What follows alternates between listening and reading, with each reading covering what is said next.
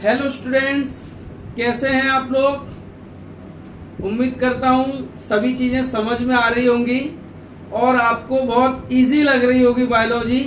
जैसा आप सोच रहे थे कि बायोलॉजी बहुत हार्ड है, बायोलॉजी हार्ड नहीं है, बायोलॉजी बहुत इजी है और आप अपना स्कोर इसमें बहुत अच्छा कर सकते हैं, आप परफॉर्मेंस बहुत अच्छी कर सकते हैं बायोलॉजी में।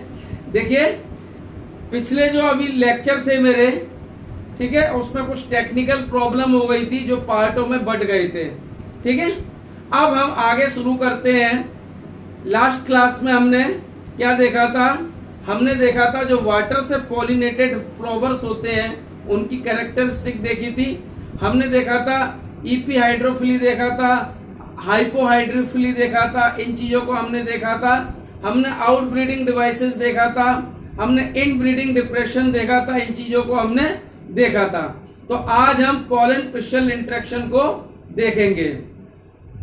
तो देखिए, पोलन पिस्टल इंटरेक्शन में देखिए पूरा 100% समझने का लेक्चर है। आप अपने स्तर से नोट डाउन कर सकते हैं। मैं यहाँ पर 100% कॉन्सेप्ट क्लियर करके दूंगा आज आपको, और पूरा समझने की है आज की चीज। ठीक है, नोट डाउन कम करने की है, समझने की आज की ज्यादा है। ठीक है, तो देखिए पोलन पिस्टल इंटरेक्शन में मैं आपको बताऊंगा, मेरा टॉपिक है आज का pollen pistol interaction. Page number 31 को निकाल लीजिए। ठीक है, तो सबसे पहले आपकी एनसीईआरटी में क्या लिखा हुआ है? कॉम्पिटेबल। मेरे हाथ में एनसीईआरटी है, पेज नंबर 31। ठीक है, तो देखिए पेज नंबर 31 पे आपके दो चीज लिखी हुई है। एक है पहला कॉम्पिटेबल, COMPATIBLE, कॉम्पिटेबल। सेकेंड लिखा हुआ है इनकॉम्पिटेबल, COMPATIBLE, इनकॉम्पिटेबल। ठीक है, इन दोनों को हमको समझना है। देखिए, मैं आपको बता देता हूं कि जब पोलन ग्रेन हमारा बन जाता है, बन के तैयार हो जाता है, और उसके बाद मैंने ये भी बताया था कि पोलन ग्रेन किस किस तरीके से स्टिग्मा तक पहुंच सकता है, वो कौन कौन से एजेंट हैं। मान के चलो किसी भी एजेंट के माध्यम से हमारा पोलन ग्रेन स्टिग्मा तक पहुंच गया।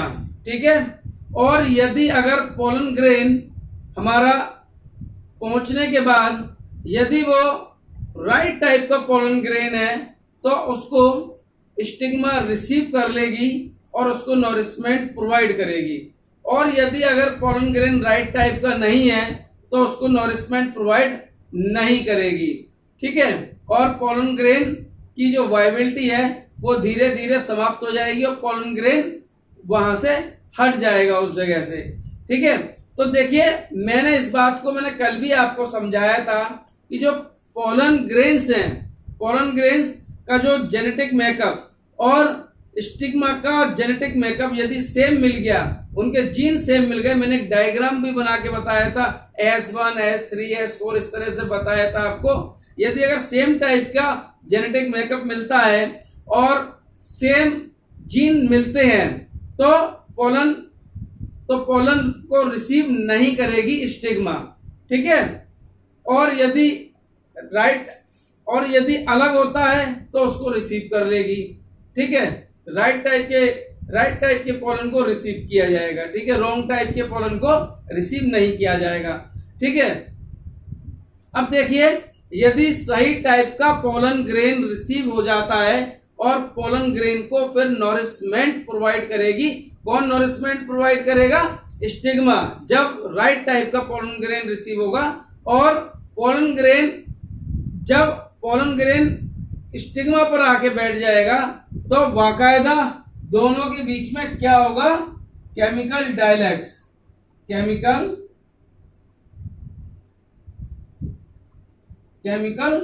डायलैक्स, DIALOGOUS, केमिकल डायलैक्स होगा, यानी कि रासायनिक संवाद। ठीक है, यदि राइट टाइप का पोलन ग्रेन रिसीव हो जाता है तो हम क्या बोलेंगे उसको बोलेंगे हम कॉम्पिटेबल।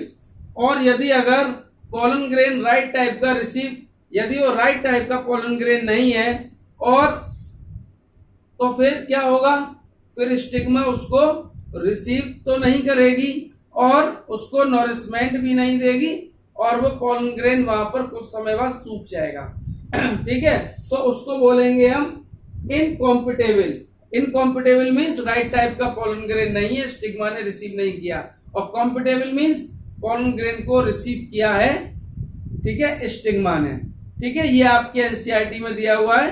ठीक है, और मैं आपको एनसीईआरटी थोड़ी सी मैं पढ़ के बता देता हूं। पहली पोलन पिस्टल इंटरेक्शन में क्या कहती है आपके NCERT, pollen does not guarantee the transfer of the right type of pollen. ठीक है, इस बात की कोई गारंटी नहीं होती कि स्टिग्मा के ऊपर राइट टाइप का पोलन ग्रेन पहुंचेगा। ठीक है, यही बात मैंने अभी आपको बताई है।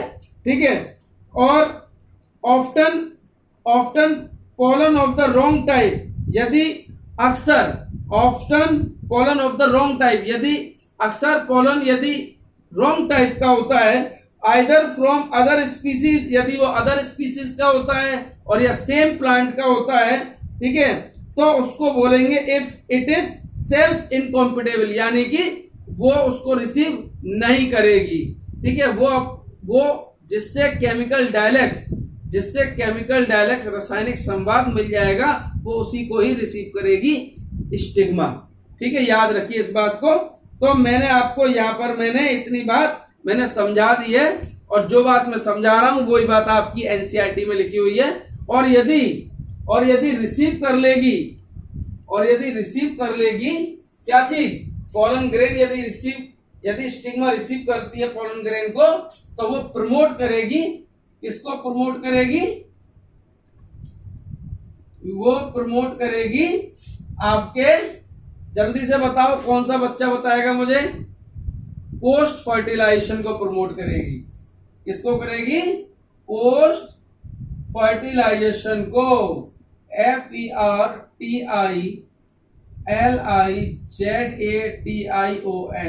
पोस्ट फर्टिलाइजेशन को रिसीव करे, वो पोस्ट फर्टिलाइजेशन को प्रमोट करेगी। और पोस्ट फर्टिलाइजेशन को प्रमोट करने के बाद आगे की प्रोसेस को हम देखेंगे। अब देखो होता क्या है, अब पूरी बात को सुनो। सपोज करिए कि ये मेरा पोलन ग्रेन है, ठीक है, ये एक्साइन है, मैंने आपको बता दिया है बहुत अच्छी तरह से। ये हमारी इंटाइन है, ये हमारी इंटाइन है। ठीक है, यदि जब पोलन ग्रेन रिसीव हो जाएगा स्टिग्मा को, जब स्टिग्मा रिसीव कर लेगी पोलन ग्रेन को, तो स्टिग्मा क्या करेगी, फिर नॉरिशमेंट प्रोवाइड करेगी। किसको नॉरिशमेंट प्रोवाइड करेगी, पोलन ग्रेन को। जब पोलन ग्रेन को नॉरिशमेंट प्रोवाइड करेगी, तो पोलन ग्रेन क्या करेंगे, पोलन ग्रेन के अंदर का जो साइटोप्लाज्म है वो बढ़ने लगेगा, क्योंकि वहां स्टिग्मा पोलन ग्रेन को नॉरिशमेंट प्रोवाइड कर रही है, तो इसलिए पोलन ग्रेन का साइटोप्लाज्म बढ़ने लगेगा। जब साइटोप्लाज्म बढ़ेगा, तो बढ़ते हुए साइटोप्लाज्म के कारण जो इंटाइन है, इंटाइन उभर के इस तरह से बाहर आ जाएगी, गुब्बारे की तरह निकल के बाहर आ जाएगी, और इसको हम बोलेंगे पोलन ट्यूब। इसको हम बोलेंगे पोलन ट्यूब। और ये गुब्बारे की तरह निकल के बाहर कहां से आएगी, ये जर्म पोर के थ्रू आएगी। इसके थ्रू आएगी निकल के, जर्म पोर के थ्रू। ठीक है, जर्म पोर। ये जर्म पोर क्या होते हैं, जो एक्साइन होती है, जो पोलन ग्रेन की आउटर लेयर होती है एक्साइन। ठीक है, ये रही, इस एक्साइन में कुछ, ये एक्साइन बीच बीच में से टूटी हुई होती है। जो एक्साइन ये बीच बीच में से टूटी हुई होती है, तो इसमें बीच में कुछ पोर होते हैं, टूटी हुई होती है, मतलब बीच बीच में पोर होंगे। जैसे कि मानो ये टूट रही है, इमेजिन कर सकते हो टूट रही है, और बीच बीच में ये देखो ये पोर भी बन गए, टूटी है, तो इसी को हम जर्म पोर बोलते हैं। और इसी जर्म पोर से हमारी पोलन ट्यूब जो एक्साइन है, सॉरी जो इंटाइन है, वो बाहर निकल आएगी, बढ़ते हुए साइटोप्लाज्म के कारण। साइटोप्लाज्म क्यों बढ़ रहा है? क्योंकि स्टिग्मा नॉरिशमेंट दे रही है और साइटोप्लाज्म बढ़ रहा है। बढ़ते हुए साइटोप्लाज्म के दबाव के कारण इंटाइन बाहर आ जाएगी, गुब्बारे की तरह बाहर निकलेगी और पोलन ट्यूब को बना देगी।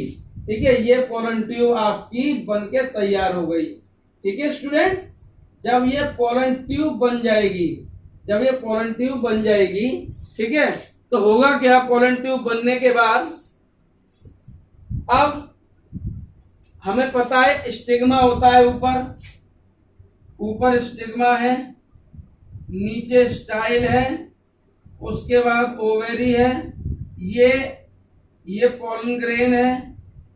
ठीक है, यहां से ये पोलन ट्यूब बन गई, ये बन गई हमारी पोलन ट्यूब। ठीक है, ये है पोलन ग्रेन, ये पोलन है हमारे, और ये हमारी पोलन ट्यूब बन गई। ये बढ़ते हुए साइटोप्लाज्म के कारण, ये बढ़ते हुए साइटोप्लाज्म के दबाव के कारण बन गई हमारी पोलन ट्यूब। अब इस पोलन ट्यूब में क्या है? इस पोलन ट्यूब में आगे होता है एक ट्यूब न्यूक्लियस। क्या होता है आगे? Tube nucleus. इसमें आगे होता है ट्यूब न्यूक्लियस। ठीक है, होता क्या है? यहां पर हमारा ये ट्यूब न्यूक्लियस है। ठीक है, अब ये ट्यूब न्यूक्लियस में क्या होता है? इस ट्यूब न्यूक्लियस के अंदर क्षमताएं होती हैं केमिकल को आइडेंटिफाई करने की। इस ट्यूब न्यूक्लियस के अंदर कैपेबिलिटी होती है। किसकी कैपेबिलिटी होती है? केमिकल्स को आइडेंटिफाई करने की कैपेबिलिटी होती है इस ट्यूब न्यूक्लियस के अंदर।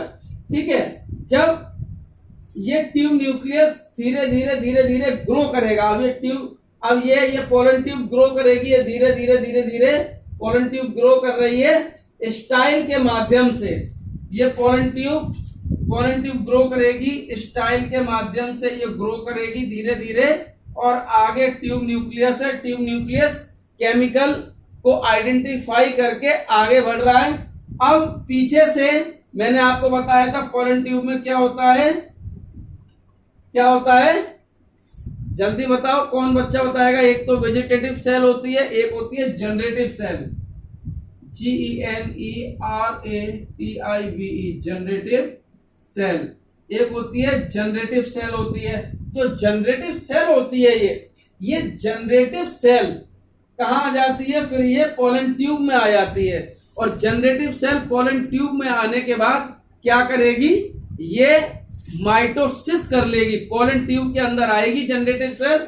ये पोलन ट्यूब आगे बढ़ गई और स्टाइल के थ्रू आगे बढ़ी पोलन ट्यूब, और पीछे से मेल गैमेट, पीछे से आपका जो जनरेटिव सेल है ये अंदर आ गया पोलन ट्यूब में, और ये माइटोसिस करेगा। माइटोसिस करने के बाद ये 1 से 2 हो जाएंगे, और 1 से 2 तो यहां पर हो गए। ठीक है, 2 क्या हो गए? जनरेटिव सेल यहां पर 2 हो गए, और एक हो गया ट्यूब सेल।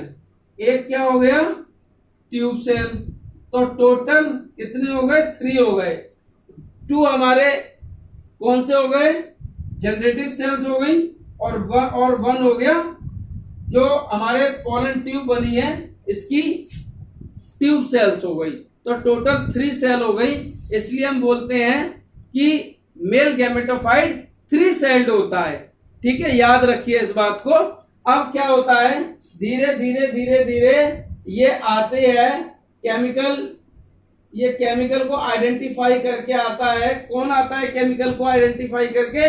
ये आता है केमिकल को आइडेंटिफाई करके धीरे धीरे धीरे धीरे ट्यूब, अब ये आगे ट्यूब न्यूक्लियस आएगा।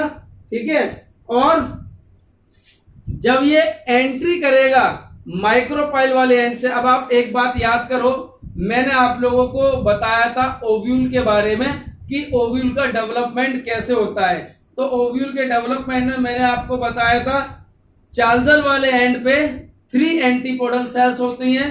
ठीक है, और नीचे माइक्रोपाइल वाले एंड पे 2 सिनर्जिड सेल प्रेजेंट होती है और 1 एग सेल प्रेजेंट होती है जो स्पेशल सेल होती है। ये मैंने आपको बताया था। ठीक है, अब आप उस डायग्राम को जो अभी मैं बता रहा हूं, उस डायग्राम को भी एक बार ओव्यूल के डायग्राम को एक बार रिकॉल कर लेना, जो अभी मैंने आपको समझाई है बात। तो जब ये ट्यूब न्यूक्लियस, जब ये ट्यूब न्यूक्लियस पोलन ट्यूब में जो ट्यूब न्यूक्लियस लगा है प्रेजेंट, आगे टिप पर प्रेजेंट होता है ट्यूब न्यूक्लियस, और ये धीरे धीरे पोलन ट्यूब आगे बढ़ रही है। और पोलन ट्यूब जब आगे बढ़ेगी और ओव्यूल का जो माइक्रोपाइल वाला एंड है, ओव्यूल का जो माइक्रोपाइल वाला एंड है, ये वहां पर आ जाएगी। ठीक है, जब ओव्यूल के माइक्रोपाइल वाले एंड पे आएगी और माइक्रोपाइल वाले एंड से एंटर करेगी, माइक्रोपाइल वाले एंड से जब एंटर करेगी, जब पोलन ट्यूब माइक्रोपाइल वाले एंड से एंटर करे, जब पोलन ट्यूब ओव्यूल के अंदर माइक्रोपाइल वाले जगह से एंटर करेगी, तो उस प्रोसेस को हम बोलते हैं पोरोगेमी। क्या बोलते हैं? Porogamy, GAMY। उस प्रोसेस को बोलते हैं हम पोरोगेमी।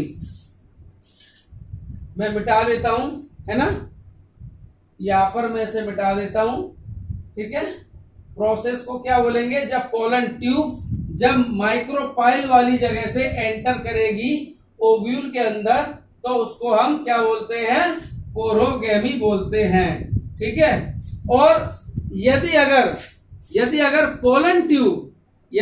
पोलन ट्यूब माइक्रोपाइल वाली जगह से एंटर ना करे ओव्यूल के अंदर, और ये एंटर करे चार्जल वाले एंड से एंटर करे, चार्जल वाला एंड ऊपर होता है ओव्यूल के, जब ये चार्जल वाले एंड से एंटर करेगी, तो उस प्रोसेस को हम क्या बोलेंगे? उस प्रोसेस को हम बोलेंगे चार्जोगेमी, CHALZO, चार्जोगेमी। ठीक है, जब पोलन ट्यूब चार्जल वाली जगह से एंटर करे ओव्यूल के अंदर, तो उसको हम बोलते हैं चार्जोगेमी। ठीक है, और अगर सपोज करो चार्जल वाली जगह से भी एंटर ना करे, भाई अब सोचो सर वो चार्जल वाली जगह से कैसे एंटर करेगी? ट्यूब न्यूक्लियस में आगे एबिलिटी होती है कि वो उसमें ओव्यूल में छेद कर सकता है। ठीक है, अब यदि अगर सपोज करो चार्जल वाले एंड से एंटर ना करे, तो मैंने आपको बताया था साइड में इंट्यूगमेंट भी होते हैं। यदि अगर वो इंट्यूगमेंट से एंटर करे, यदि अगर पोलन ट्यूब इंट्यूगमेंट वाली जगह से एंटर करे ओव्यूल के अंदर, तो उस प्रोसेस को हम बोलते हैं मीजोगेमी, MESO, मीजो, GAMY। उस प्रोसेस को हम क्या बोलते हैं स्टूडेंट्स? मीजोगेमी।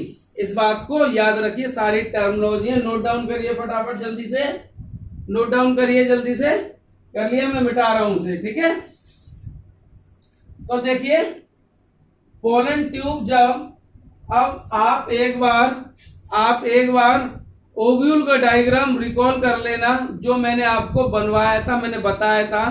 अब पोलन ट्यूब जब पोलन ट्यूब एंटर करी माइक्रोपाइल वाले एंड से जब एंटर करेगी, तो नीचे 2 सिनर्जिड सेल होती हैं, नीचे 2 सिनर्जिड सेल होती हैं। कहां पर? ओव्यूल में। मैंने आपको बताया था माइक्रोपाइल वाली जगह पर सिनर्जिड सेल होती हैं, और दो साइड में सिनर्जिड सेल होती हैं।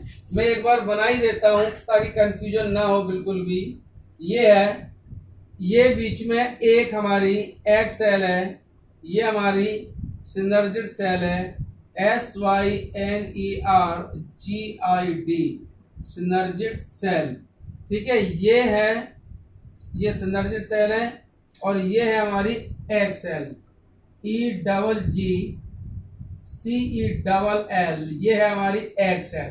ठीक है, तो जब माइक्रोपाइल वाली जगह से एंटर करेगी, तो ये एक जो सिनर्जिड सेल है, ये सिनर्जिड सेल सैक्रिफाइस हो जाएगी। सिनर्जिड सेल क्या हो जाएगी? ये सैक्रिफाइस हो जाएगी, और सैक्रिफाइस होने के बाद ये अपने केमिकल्स को रिलीज करेगी, और उन केमिकल्स को आइडेंटिफाई कौन करेगा? पोलन ट्यूब के अंदर जो ट्यूब न्यूक्लियस है, पोलन ट्यूब के अंदर, ये पोलन ट्यूब है, इसके अंदर जो ट्यूब न्यूक्लियस है, ये ट्यूब न्यूक्लियस सेंस करेगा आइडेंटिफाई करेगा किसको, जो सिनर्जिड सेल ने केमिकल रिलीज किए हैं सेक्रीफाइस होकर। सिनर्जिड सेल क्या करेगी, सेक्रीफाइस होगी और केमिकल रिलीज करेगी। उन केमिकल्स को कौन सेंस करेगा, ट्यूब न्यूक्लियस, पोलन ट्यूब में जो ट्यूब न्यूक्लियस है, और उसी के अनुसार जहां से सिग्नल रिलीज हुए हैं पोलन ट्यूब एंटर कर जाएगी, ओव्यूल के अंदर एंटर कर जाएगी। ठीक है, और इस पोलन ट्यूब के पीछे क्या चल रहा है, इसके पीछे पीछे चल रहे हैं 2 मेल गैमेट। इस पोलन ट्यूब के पीछे पीछे चल रहे हैं स्टूडेंट्स 2 मेल गैमेट चल रहे हैं। ठीक है, अब जैसे ही ये एंटर करेगी और सेक्रीफाइस होकर synergid cell chemical signal release करेगी। अब एक और ये सिनर्जिड सेल है, ये भी सेक्रीफाइस करेगी, ये सेक्रीफाइस करेगी। तो क्या होगा, ये ट्यूब न्यूक्लियस सेंस करेगा। ये ट्यूब न्यूक्लियस जब एक और सिनर्जिड सेल सेक्रीफाइस हुई और अब इस सिनर्जिड सेल सेक्रीफाइस होने के बाद अपने केमिकल रिलीज करेगी। ठीक है, अब इन केमिकल को रिलीज करने के बाद ये ट्यूब न्यूक्लियस इसको सेंस करेगा और सेंस करके ट्यूब न्यूक्लियस यहां तक आ जाएगा। ठीक है, ये आ गई पोलन ट्यूब आ गई। ठीक है, और क्या होगा, एग फर्टिलाइज हो जाएगा। एग फर्टिलाइज कैसे होगा, आगे ये जैसे जैसे पोलन ट्यूब आगे बढ़ रही है, जैसे जैसे ये पोलन ट्यूब आगे बढ़ रही है तो इस पोलन ट्यूब का ट्यूब न्यूक्लियस डीजनरेट हो रहा है। DEGENERATE। जैसे जैसे पोलन ट्यूब आगे बढ़ रही है तो इस पोलन ट्यूब का न्यूक्लियस क्या हो रहा है, डीजनरेट हो रहा है। जब इस पोलन ट्यूब का ट्यूब न्यूक्लियस डीजनरेट हो जाएगा तो पीछे बचेंगे 2 मेल गैमेट बचेंगे। ठीक है, ये 2 मेल गैमेट बचेंगे जिसमें से एक मेल गैमेट इस एग को फर्टिलाइज कर देगा, इसमें से एक मेल गैमेट एक एग को फर्टिलाइज कर देगा, बाकी एक मेल गैमेट बचा। ये क्या है, मेल गैमेट, एक मेल गैमेट बचा। ठीक है, अब मैंने आपको बताया था ऊपर की 3 एंटीपोडल सेल। अच्छा, जब ये फर्टिलाइज करेगा तो इसी फर्टिलाइजेशन के टाइम पे क्या होगा, ऊपर की एंटीपोडल सेल, ये एंटीपोडल सेल है, ANTINTPODAL, एंटीपोडल सेल। ये जो ऊपर की एंटीपोडल सेल है, जैसे ही ये फर्टिलाइज करेगा एग को, मेल गैमेट, तो ये ऊपर की ये सेल भी डीजनरेट हो जाएंगी। DEGENERATE। ये ऊपर की सेल भी, एंटीपोडल सेल भी क्या होगा, इसी के फर्टिलाइजेशन के साथ साथ एंटीपोडल सेल भी डीजनरेट हो जाएंगी।